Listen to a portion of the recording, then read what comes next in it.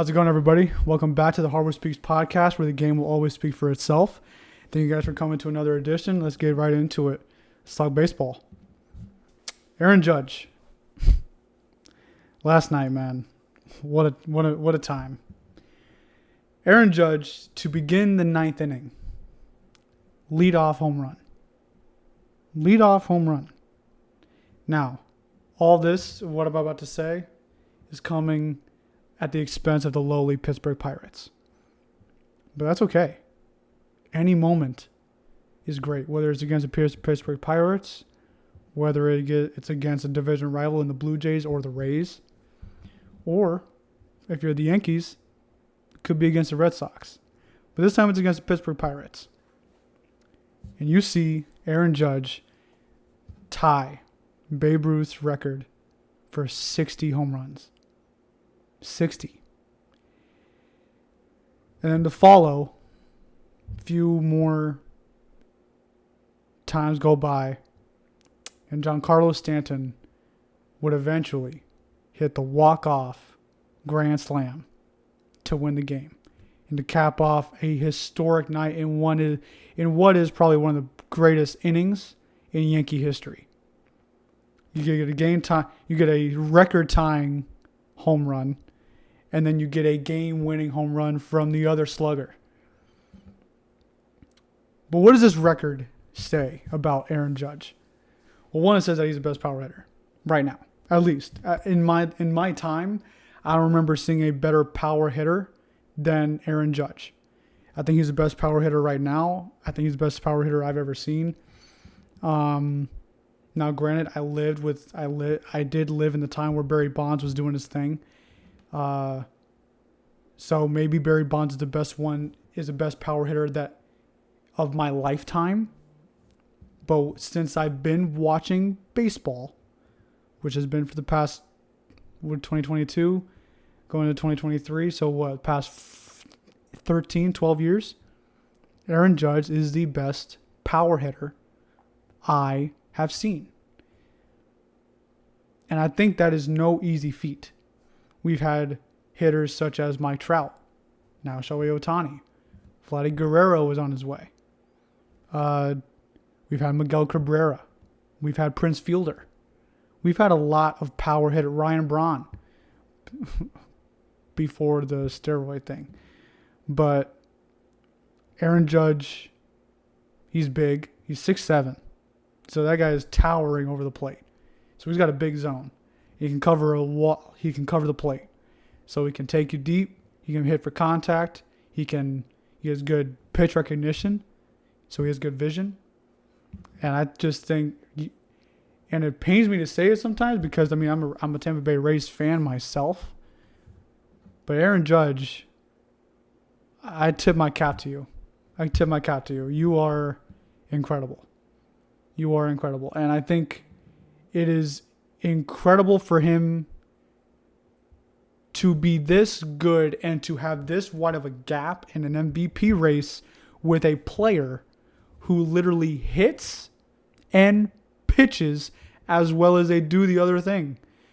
Shohei Ohtani pitches as well as he hits, and he hits as well as he pitches. It is incredible. It is incredible what Shohei Ohtani is doing again this year.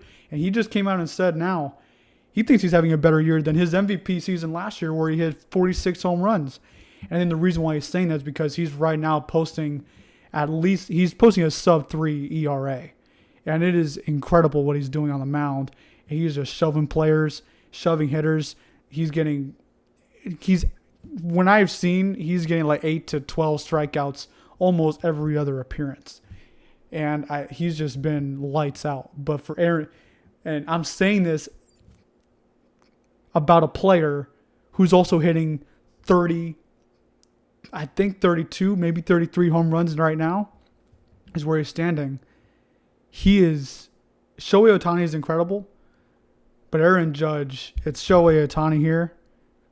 And then Aaron Judge is up here right now. Here in 2022.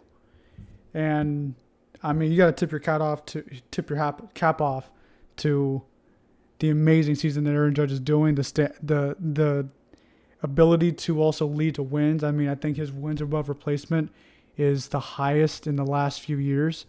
And it's really incredible. So, again, cap off to you, Aaron Judge, 60 home runs. I believe that 61st, that record-breaking home run is almost inevitable. So, I'm excited to watch it happen. I'm going to shift over to some football. And I think that's probably where it's going to take me for the rest of this episode, for the rest of this edition. Tua. Let's talk some Tua. Let's talk some Jalen Hurst. Let's talk some Kyler Murray. Now, when I talk about those three players, one is in a different class from the other three. I think Kyler Murray is a much better player, much better thrower of the football. I think he's a much better presence in the pocket. And I think he's a more dynamic player than Jalen Hurst and Tua. However, Tua put on one of the best quarterback performances in the early parts of regular season and maybe even period that I've witnessed. Now, he is getting the ball to some wide open players and broken coverages. But nonetheless, I think his ability to make those throws, I think whether they're open or not, doesn't really matter to me. I think if you make the throw, you make the throw. You make the pass, you make the pass. And I think Tua really did that all fourth quarter long. 4 touchdown passes in the fourth quarter is nothing. I don't think you can discredit that. I don't. And even if someone did, it wouldn't be any. There wouldn't be any great logic in that. So, I think Tua. It was incredible. And Tyreek Hill, there's some things to be discussed about with the Ravens defense, but I think we can talk about that another day. Let's see if that really continues to be a problem for the Baltimore Ravens. But on the other side of things with Jalen Hurst, I believe with him I am seeing strides. What I wanted to see this season from Jalen Hurst was, can you be a distributor of the football? Last time we saw him was in Tampa Bay. Before this season was in Tampa Bay, and he was laying an egg for the Philadelphia Eagles as a passer of the football, as a thrower of the football, as a dynamic quarterback presence in the pocket. He wasn't able to do any of that. But we're now seeing that.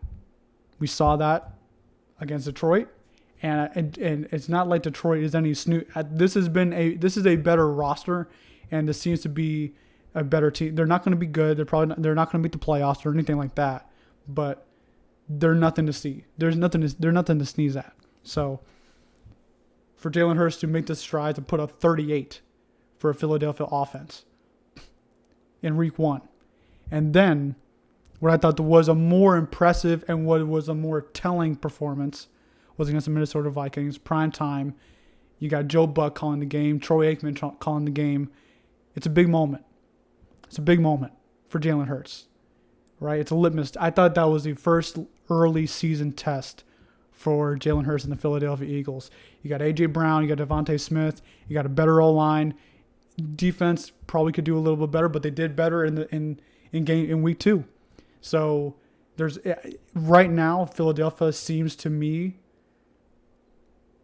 they are at least one of the more complete teams in the NFC. And if not, they are the most complete team in the NFC. I don't know if I'm ready to go with that just yet. I need to see the Bucs healthy. I need to see the Rams address the left tackle position. If they can't, then the Eagles are better, in my opinion. I think if the Rams can't address the problem at left tackle, that is a hole that was left when Adam Whitworth or Andrew Whitworth left. If they can't address that, then I think the Eagles are a better team. I think they have better weapons outside of Cooper Kupp on the outside for the Rams. But outside of that, I think you just see a great team, a complete team in the Philadelphia Eagles. And now the question is Jalen Hurst the guy that's going to elevate them to be, maybe not Super Bowl contenders just yet. They can get there, but, like, are they for real? Jalen Hurst is the guy to make them for real. So what I wanted to see was for him to continue to throw in the football, to see if he is a presence in the pocket, to see if he can be dynamic. And he was that. And then it was someone who has been that dynamic, that presence in the pocket, that throw of the football. Kyler Murray, who was just ridiculous in what was an amazing comeback on the road in Vegas. And it still what is a new stadium for the Raiders. They're still getting used to it. They're in Las Vegas for only the second season. That is a moment. I don't think Kyler Murray would be dancing in the pocket for 20 seconds, dancing around. And I mean, he's just scrambling around and he's trying to find a way to get that 2-point conversion. And for him to do so that time and then to lead a game-tying touchdown drive, including another 2-point conversion, which I thought was actually just as impressive as the first 2-point conversion. Because this one, he fit a ball perfectly into the hands of A.J. Green. And it was just incredible to watch. And I think Kyler Murray, he is now entering, I put it, you can see it on my Instagram, on my Twitter, he is now entering the underrated threshold. I'm not saying he's top 5. He's at least top 10, and I think some people put players that should not be ahead of him. Well, I think it would be a travesty if someone were to think that Dak Prescott is a better player than Kyler Murray. I think it would be a travesty if someone thought that Derek Carr, as we just saw, is a better quarterback than Kyler Murray. I think Kyler Murray, I think the only players I think that are definitively better than Kyler Murray are Patrick Mahomes, Aaron Rodgers, Tom Brady, Josh Allen, Justin Herbert, Joe Burrow, and maybe Russell Wilson, and then Lamar Jackson as well. You got to have Lamar Jackson as a dynamic player. He is better than Kyler Murray, but outside of that, I need to be reminded, but I don't think of any other players that are more dynamic than Kyler Murray. And I think it was on display all second half long in a comeback over the Raiders in Vegas. So we see Tua. He may not be that dynamic, but he put on the best performance of the three. We see Jalen Hurst. He's making now strides. And then we see Kyler Murray, who has been that. And he put it all on display in a primetime game in Vegas, in a big market. So, something to be said. It was a good Sunday. It was a good Sunday. It was a good weekend. Let's go ahead and preview. Let's shift over. So let's make some picks. Week 3. All right. We got week 3 coming up. Some interesting games. We got some divisional games. We'll start off Thursday Night Football. Steelers and Browns. I think in Cleveland, I would go with the Cleveland Browns. I think they have better weapons. I think they have a better roster now with T.J. Watt out. I would say that the majority of the load is going to be carried on Nick Chubb. And I think that's enough. I think that's enough to be at home. They got to bounce back from what was a demoralizing loss to the New York Jets. You're up 13 with about more than a minute and a half left, or less than a minute and a half left, and you blow that game. Browns are looking to get revenge. It's against a divisional opponent. I'm looking for a Browns win. I don't know if comfortably, but it's going to be Browns should win. I'm not going to guess scores just now. On Sunday, we got Texans and Bears, 2 bad teams, but I think the Texans have shown that they can be competitive. They finished in a tie against the Colts. They were competitive against the Broncos. The Bears, I don't like the way that they've been running that offense with Justin Fields. So if I'm going to pick one, I'm going to take the Texans. I think the Texans win on the road in Chicago. Raiders and Titans, 2 0-2 teams. I was never high on the Titans. I was high on the Raiders coming into the season. I thought the Raiders were going to make the playoffs, being last in the AFC West, but I thought that every team in the AFC West really was going to make the playoffs. I think that still can happen, but if there's a time where they're going to bounce back, I believe that the Raiders will do it in Tennessee. So I got the Raiders. Also, I got another road team winning, in Vegas. Chiefs and Colts. I think the Colts, they're looking rough. I really don't see how this is going to be competitive with the way that things have been going on in the first 2 weeks for the Colts. You barely tie against the Texans, and then you get shut out in Jacksonville. It's not looking good for the Colts. And the Kansas City Chiefs, they are looking quite dangerous. They squeezed out a win against the Chargers, but they looked complete against the Arizona Cardinals. I think I got the Chiefs. It could get ugly. It might be a bloodbath in Indianapolis. Bills, Dolphins. A lot of me really want. I thought long and hard about this. I really want to say the Dolphins. I would love to say Tua can do it. He's at home, but I think the Buffalo Bills are the best team in football. I think they're the best team in football. I think Josh Allen's going to win MVP. Stephon Diggs looking like the best receiver right now through the first 2 weeks. Give me the Bills. I think the Bills win in Miami. Vikings and Lions. I think it's going to be a close one. It's a divisional game. Lions have been pretty competitive. They got a win last game out against the Commanders. They made a lot more. They made good second half adjustments against the Eagles in week 1. They were able to make it, almost steal it, until the Eagles outlasted them. But I think the Vikings are going to win the NFC North. And I think after losing the way that they did to the Eagles pretty comfortably, I think I'm going to go with the Vikings. I think the Vikings go ahead and get a bounce back win in Minnesota at home versus a divisional opponent. But it's going to be close. I definitely see it's going to be close. Ravens and Patriots. I think the Patriots are about as unwatchable a team in the NFL as anybody else. I think they're the most unwatchable team in the league.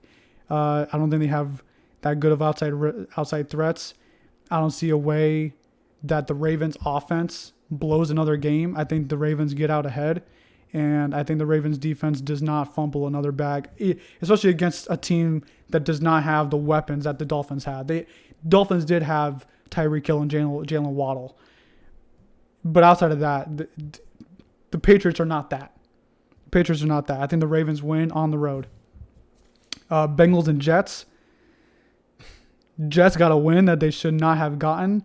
Jets got embarrassed week 1 against the Baltimore Ravens. Bengals are 0-2. I think the Bengals, Joe Burrow just announced now that he is going to turn off social media. He deleted social media from his account or from his phone, trying to focus on getting back from 0-2, avoiding going 0-3. I don't think they do. I think Joe Burrow leads a win in New York on the road for Cincy. They stay away from an 0-3. Eagles and Commanders in Washington. While a lot of me really thinks that Carson Wentz is going to come out for this game, I think the Eagles are more complete. I think they're the better team. I think they're looking like they want to continue this hot streak of being noticed as one of the more complete teams in the NFC. I think Jalen Hurst continues to make strides. Commanders' offensive line is not that good. The Eagles' defensive front was looking pretty good against the Vikings on Monday. Give me the Eagles on the road. Saints and Panthers. Man, I'm picking a lot of road teams because I think the Saints are going to comfortably win in Carolina. I do not. I think Jameis Winston, he got kind of hurt, but I don't think Baker Mayfield. Frankly, one of the takes I have in the NFL is I don't think Baker Mayfield's a franchise quarterback. I really don't. I'm not high on him. I don't think he's that great of a quarterback to be dependent on for 17 weeks. I think the Saints win. I don't know if I'm going as far as to say that Jameis Winston is a better quarterback, but I think the Saints have a better defense. I think they got better playmakers, and I think they just they're looking like a better team than the Panthers right now, especially with the Panthers being 0-2. Jags and Chargers. Give me the Chargers. Jags got a shutout at home against the Indianapolis Colts, a team that always issues the bed in Jacksonville. So I think the Jags might come down to a little bit of reality. Chargers are going to want to come back from a tough loss in Kansas City. I think the Chargers win at home. Rams and Cardinals. I just talked about Kyler Murray, and I'm going to stand on it. I think the Cardinals win. I think that I'm a trust in Kyler Murray getting an upset. It is at home. It is in Arizona. But I think I'm just trusting Kyler Murray, simply put. That's it. Seahawks and Falcons, two bad teams, but I think the Falcons have shown that they're playing a little bit better. They are 0-2, but I think 0-2, they could have easily won against the Saints. And, yeah, I forgot who they played in week 2, but I'd like to think that they can get up and go into Seattle and get a win against Geno Smith. While I know he won week 1, you're not going to find me betting on Geno Smith very often. Bucks and Packers. That is probably, I believe that's probably going to be the primetime game on Fox. But I think with injury, a lot of me really wants to pick the Bucks. They're my team. But Tom Brady's going through some stuff. There's injuries. Mike Evans is going to play after he's serving suspension. I think the Packers win. I think the Packers win in Tampa Bay. I believe the last time Aaron Rodgers was in Green Bay or was in Tampa Bay for a playoff game, I believe he got beat. Or last time he played Tom Brady, he got beat. I think he's going to go ahead and get some revenge. And then Sunday Night Football, 49ers and Broncos. Broncos have not looked good. They have not looked like the offense that people like me have thought that they were going to be. They're playing against the Niners team that Russell Wilson knows how to play against. I believe that there's going to be a game where the Broncos are going to steer the ship in the right direction. It's going to be this game against a team that is probably more complete. They're looking really good now with Jimmy Garoppolo. But I'm going to go with a hunch. I think that Russell Wilson gets a big win. I think he shows out at home against a team that he's familiar with, and I think he gets a win. I think the Broncos steer the ship in the right direction. They go 2-1 going into week 4. And then Monday Night Football, Cowboys and Giants. Give me the Giants. I think they're going to start 3-0. I think I like Daniel Jones has been pretty solid through the first 2 weeks with Brian Daboll, an offensive coach. I think that's been the answer. For young quarterbacks, you got to get an offensive coach to help you out. And I think Daniel Jones has got that. I don't know if he's going to be that guy. I'm not going to pick him against like Dak Prescott, but against Cooper Rush, I like to think that the Giants are going to start 3-0. So, yeah, that should about wrap things up, though. So, if you guys like this video, please like and subscribe. Please follow Hardwood Speaks on my Twitter account, on my Instagram. I'm also on Facebook as Ethan Hudson. You can look at that stuff there. And, yeah, appreciate it again for tuning in. See you next week.